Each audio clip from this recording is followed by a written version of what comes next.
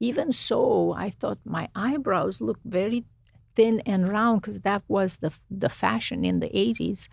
And we should do eyebrows. I mean, I studied golden ratio, the Leonardo da Vinci theory, and I went to the library because we didn't have a computer, so we needed to go there. I went to the library and I kind of tried to figure out how you applied the golden ratio. Can you explain the golden ratio? Hold on. Does Michael have the golden ratio? What is the golden ratio? You tell him the golden ratio. The golden ratio, it's a formula Okay. that the will apply to a certain part, especially on our face, brings balance and proportion. So the whole should be part in two, and the second part should be bigger than the third part.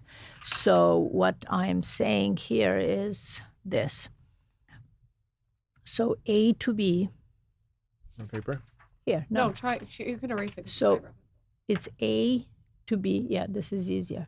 And this is C. So this is the whole, and this part, if you divide to this, should be 1.618.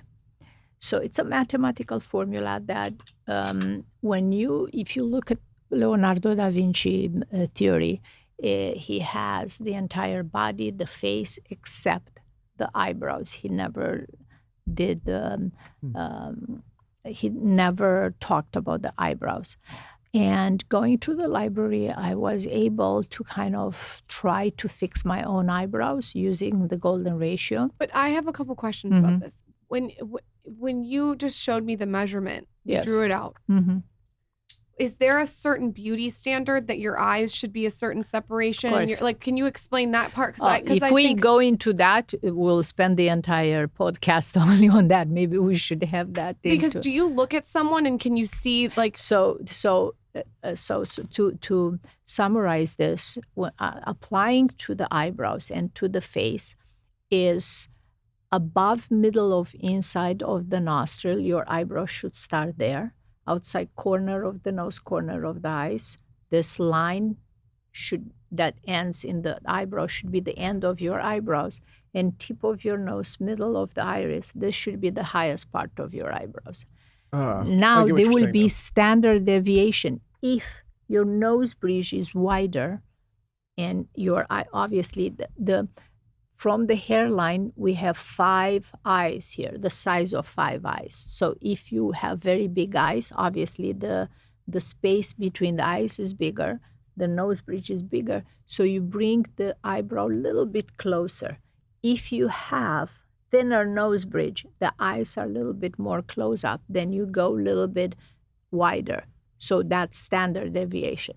But all put together, the eyebrow always 99% should start above middle of inside of the nostril. Did you invent that? What you just said? Yes. Okay, yes. Because I've heard that from. I patent. You patent it. Yes. I didn't know that. Yes. That's a big deal, Michael, because it's every single eyebrow person uses what she just said. Yes. I've gotten my eyebrows waxed a Yes. lot. They do that on me. Correct. And my eyebrows are a little short right now, Anastasia, because I shaved the ends. We can talk about it later. But, But you're saying essentially you can help accommodate the golden ratio by manipulating the eyebrows. Completely. Okay. Eyebrows is the most important feature on our face that creates balance and proportion, because because you can't change your nose or your actual eyes, correct. but you can change the eyebrows. Yes. Well, you can change your nose. And by changing the eyebrow shape, you create even better harmony within your face, because from the hairline to the eyebrow, base of the nose to the chin, those 3 zones should be equal. I studied Leonardo da Vinci theory that he used on the human body and especially the face many times, and you could go and you could see everywhere, but in every of his books. But by doing eyebrow correctly based on my patent technique, you are able to create those 3 zones. So if, for instance, myself, I have a very big upper lid, yes? I tweeze a lot, and in the 80s, my esthetician used to tweeze very much here because the shape of the eyebrow, that fashionable shape, was thin and round. What that did, created way too much space here. So zone number 2 was too big, minimize zone number 1, and zone number 3 was good. So what you're saying is your face out of harmony. Was out of harmony.